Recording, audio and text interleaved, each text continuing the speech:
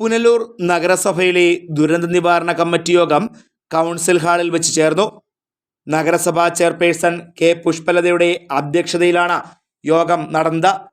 അതാണ് പ്രധാനമായും എനിക്ക് ഇതുമായി ബന്ധപ്പെട്ട് പറയാനുള്ളത്. പ്രത്യേകിച്ചും നമ്മുടെ ഈ മേഖലയിൽ വാഹന കൂട്ടിയിൽ വല്ലാതെ ഉണ്ടാകുന്ന ഒരവസ്ഥയാണ്. അത് രണ്ട് കാര്യങ്ങളുണ്ടായിരിക്കും. ഒരുപക്ഷെ അതിലെല്ലാം റോഡിനെയാണ് കുറ്റം പറയുന്നത്. അമിത വേഗത്തിൽ പോകുന്ന വാഹനങ്ങളെ കുറ്റം പറയുന്നത്. അമിത വേഗത്തിൽ വാഹനങ്ങൾ പോകുമ്പോൾ കഴിഞ്ഞ ദിവസം RTO ഓഫീസിന്റെ മുന്നിൽ RTOയുടെ വണ്ടി പിടിച്ച് ശരിയാണ്. അപ്പോൾ ഞാൻ പറഞ്ഞത് വളരെ ഗൗരവത്തോടെ അലനിക്കുന്ന പാർക്കിംഗ് അടക്കം വളരെ ഗൗരവത്തോടാണ്. ഈ പാത വളരെ വേഗത്തിൽ ആളുകൾക്ക് ഹോസ്പിറ്റലിലേക്ക് ആളുകളെ കൊണ്ടുപോകാൻ കഴിയുന്ന തരത്തിൽ സജ്ജീകരിക്കണം. എപ്പോഴും അത് 24 മണിക്കൂറും അതൊരു ഗൗരവമായി അത് കാണണം. അത് പോലീസ് ഡിപ്പാർട്ട്മെന്റ് വിചാരിച്ചെങ്കിലേ അത് നടത്താൻ കഴിയും.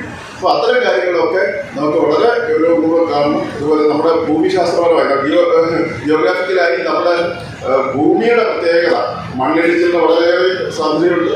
തോട്ടം മേഖലയാണ്.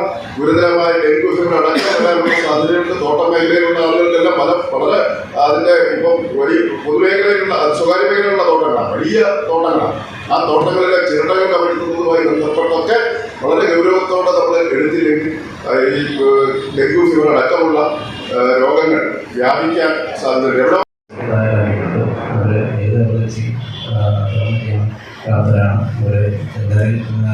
ഇൻഡിവിജ്വലായിട്ട് കോൺടാക്ട് ചെയ്തിട്ടുണ്ട്. JCB പോലുള്ള വാഹനങ്ങളെല്ലാം കോൺടാക്ട് ചെയ്തിട്ടുണ്ട്. അതിൽ ബുദ്ധിമുട്ടുള്ളത് ഹിറ്റാച്ചി പോലൊരു വാഹനമല്ല, ഒരു മെഷീനായതുകൊണ്ട് നമുക്ക് അവരെ ബന്ധപ്പെടാൻ സാധിച്ചിട്ടില്ല. ഏതെങ്കിലും ഡിപ്പാർട്ട്മെൻറ്റ് അതുമായിട്ട് ബന്ധപ്പെട്ട് കോൺടാക്ട് ചെയ്യാൻ പറ്റുമെങ്കിൽ ഏറ്റവും നന്നായിരിക്കും. ഒരു മോട്ടോർ വാഹനം അല്ലാത്തതുകൊണ്ട് നമുക്ക് അവരെ ബന്ധപ്പെടാൻ സാധിക്കില്ല. JCB പോലുള്ള വാഹനം എല്ലാ സ്ഥലത്തും ഓടിയെത്തത്തില്ല. ഇങ്ങനെ ഫയറായതുകൊണ്ട് വലിയ ഡ്രൈവായതുകൊണ്ട് ഹിറ്റാച്ചിലുള്ള വാഹനങ്ങൾ എത്തിപ്പെടാൻ സൗകര്യം അതായിരിക്കും പോകാൻ. അപ്പോൾ മറ്റേതെങ്കിലും ഡിപ്പാർട്ട്മെൻറ്റ് അതൊന്ന് ഇനിഷ്യേറ്റീവ് എടുക്കണമെങ്കിൽ കുറച്ചുകൂടെ നന്നായിരിക്കും ഈ അവസരത്തിൽ പറയാനുള്ളത്. പറഞ്ഞത് പ്രധാനപ്പെട്ട കാര്യം, ഈ ഓല അടഞ്ഞിട്ടുണ്ടെങ്കിൽ സ്വാഭാവികമായിട്ട് നമ്മുടെ മുനിസിപ്പാലിറ്റി വെള്ളപ്പൊക്കം ഉണ്ടാകും. അതുമായി ബന്ധപ്പെട്ട ഇഷ്യൂ ഉണ്ടാകും. പ്രത്യേകിച്ചും മഴ വ്യാപകമാകുമ്പോൾ ഇപ്പോൾ ഡെങ്കുവിൻ്റെ കേസുകൾ എണ്ണം കുറയാനാണ് സാധ്യത. സോഴ്സസ് പരമാവധി ഒലിച്ചു പോകും. പക്ഷേ മഴ നിൽക്കുകയാണെങ്കിൽ അത് പുതിയ സോഴ്സസ് ഉണ്ടാവുകയും അവിടെ ഡെങ്കുവിൻ്റെ സാധ്യത ഉണ്ടാവുകയും ചെയ്യണം. അപ്പോൾ കഴിഞ്ഞ മീറ്റിങ്ങിൽ നമ്മൾ ആലോചിച്ചിരുന്നു, ഇവിടെയുള്ള പ്ലാന്റേഷൻ നമ്മുടെ ഉടമസ്ഥരുടെ ഒരു മീറ്റിംഗ് അടിയന്തരമായിട്ട് വിളിക്കണമെന്ന് നമ്മൾ ആലോചിച്ചിരുന്നു. നമ്മൾ വിളിക്കാൻ സാധിച്ചില്ല.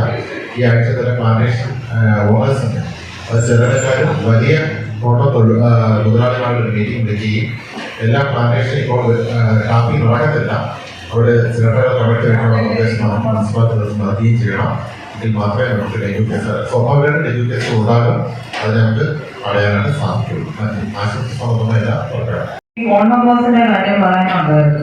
നമുക്ക് ഈ ഒരു സംഭവം നടന്നു കഴിയുമ്പോൾ പെട്ടെന്ന് ഓരോ ഡിപ്പാർട്ട്മെന്റിൽ ആരെ കോൺടാക്ട് ചെയ്യണം, ആ സമയത്ത് പിന്നെ ഓരോരുത്തരെ വിളിച്ച് നമ്മൾ നമ്പർ എടുക്കേണ്ട ഒരു സാഹചര്യം പലപ്പോഴും ഉണ്ടാകാറുണ്ട്.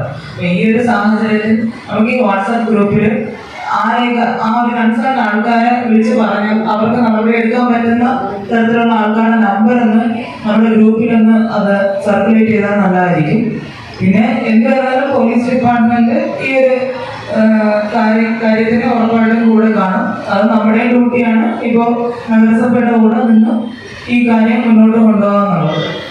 ഇത് തന്നെയാണ് എനിക്ക് മെയിനായിട്ട് നമ്പറിന്റെ കാര്യമായിരുന്നു മെയിനായിട്ട് പറയാനുണ്ടായിരുന്നത്. വിവിധ വകുപ്പ് പ്രതിനിധികളും വകുപ്പ് മേധാവികളും യോഗത്തിൽ പങ്കെടുത്തു. പുനലൂർ നഗരസഭാ പരിധിയിലെ അപകട സാധ്യതയേറിയ മലയോര മേഖല, തോട്ടം മേഖല എന്നിവിടങ്ങളിൽ ദുരന്ത നിവാരണ പ്രവർത്തനങ്ങൾ കൂടുതൽ ശക്തിപ്പെടുത്തുവാൻ യോഗത്തിൽ തീരുമാനമായി. ഇവിടങ്ങളിൽ ശക്തമായ മഴയിൽ മണ്ണിടിച്ചിൽ, മരം കടപുഴകി വീഴൽ, പകർച്ചവ്യാധികൾ പടർന്നു പിടിക്കൽ എന്നിവയ്ക്ക് സാധ്യത ഏറെയാണ്. ആയതിനാൽ അപകടകരമായി നിൽക്കുന്ന മരങ്ങൾ മുറിച്ചു മാറ്റുന്നതിനും മരങ്ങളുടെ ചില്ലകൾ കോതുന്നതിനും പകർച്ചവ്യാധികൾ പടർന്നു പിടിക്കാനുള്ള ഉറവിടങ്ങൾ നശിപ്പിക്കുന്നതിനും വിവിധ വകുപ്പുകൾക്ക് യോഗത്തിൽ നിർദ്ദേശം നൽകി. സ്കൂളുകൾ തുറക്കുന്നതുമായി ബന്ധപ്പെട്ട ഗതാഗത നിയന്ത്രണം ഏർപ്പെടുത്തുന്നതിനും റോഡുകളിലെ കുഴികൾ നികത്തുന്നതിനും പാതയിലെ അറ്റകുറ്റപ്പണികൾ അടിയന്തരമായി പൂർത്തീകരിക്കാനും വകുപ്പുകൾക്ക് നിർദ്ദേശവും നൽകിയിട്ടുണ്ട്. അത് ഈ BMPC നിലവാരത്തിൽ ടാർ ചെയ്ത് കിടക്കുന്നതാണ്. ചരിവും എല്ലാം ഉള്ളതാണ്.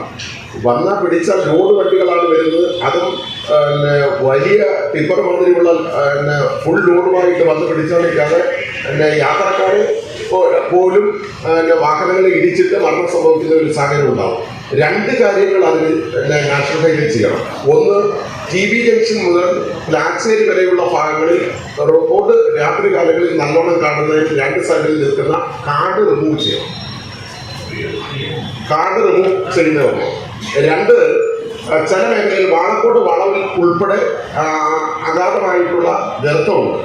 ആ ഗർത്തം മാറ്റണം. അത് നാഷണൽ ഹൈവേ അതോറിറ്റി ചെയ്യേണ്ടതാണ്. കാരണം അത് ഗൗരവതരമായിട്ട് നിങ്ങൾ ചെയ്യണം. ഇന്ന് ഈ ഡിസാസ്റ്റർ മാനേജ്മെന്റിന്റെ കമ്മിറ്റി യഥാർത്ഥത്തിൽ അതിനാണ് ചോദിക്കുന്നത്. അടിയന്തര ഘട്ടങ്ങളിൽ ഏത് പ്രശ്നം വന്നാലും അതിനെ നമുക്ക് തരണം ചെയ്യുന്ന രീതിയിലേക്ക് ആവശ്യമായ ക്രമീകരണം ഉണ്ടാകണം. മറ്റൊന്ന്, ഈ PWD നാഷണൽ ഹൈവേ റോഡിന് സൈഡിൽ നിൽക്കുന്ന അപകടകരമായിട്ടുള്ള മരങ്ങൾ, ആ മരങ്ങൾ ഇനിയിപ്പോൾ മൺസൂൺ 30-ാം തീയതി വരാൻ പോവുകയാണ്. അപ്പോൾ ഇപ്പം തന്നെ തീവ്രമായിട്ടുള്ള മഴയാണ്.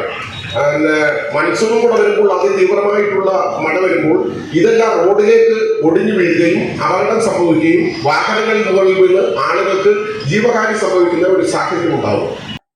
TB ജംഗ്ഷൻ മുതൽ പ്ലാച്ചേരി വരെയുള്ള നഗരസഭാ പരിധിയിലെ പൊതുമരാമത്ത് വകുപ്പിൻ്റെയും ദേശീയപാത അതോറിറ്റിയുടെയും പാതകളുടെ വശങ്ങളിലുള്ള അപകടകരമായ മരങ്ങൾ വെട്ടിമാറ്റുന്നതിനും യോഗത്തിൽ നിർദ്ദേശമുണ്ടായി. KSEBയുടെ കംപ്ലൈൻറ്റ് രജിസ്റ്റർ ചെയ്യുന്നതിനായി പ്രത്യേകം ഫോൺ നമ്പരും പൊതുജനങ്ങൾക്കായി പ്രസിദ്ധീകരിക്കുവാൻ തീരുമാനമുണ്ട്. ദുരന്ത നിവാരണ അതോറിറ്റിയുടെ 1077 എന്ന ടോൾ ഫ്രീ നമ്പറിൽ പൊതുജനങ്ങൾക്ക് അപകട വിവരങ്ങൾ അതാത് സമയങ്ങളിൽ കമ്മിറ്റിയെ അറിയിക്കുവാനും സംവിധാനം ഏർപ്പെടുത്തുന്നുണ്ട്. യോഗത്തിൽ റവന്യൂ വകുപ്പ് ഉദ്യോഗസ്ഥർ, പോലീസ് ഉദ്യോഗസ്ഥർ, മോട്ടോർ വാഹന വകുപ്പ് ഉദ്യോഗസ്ഥർ, അഗ്നിശമന സേനാ പ്രതിനിധികൾ, KSRTC ഉദ്യോഗസ്ഥർ, ആരോഗ്യവകുപ്പ് ജീവനക്കാർ എന്നിവർ പങ്കെടുത്തു. Fox TV news bureau, Punalur.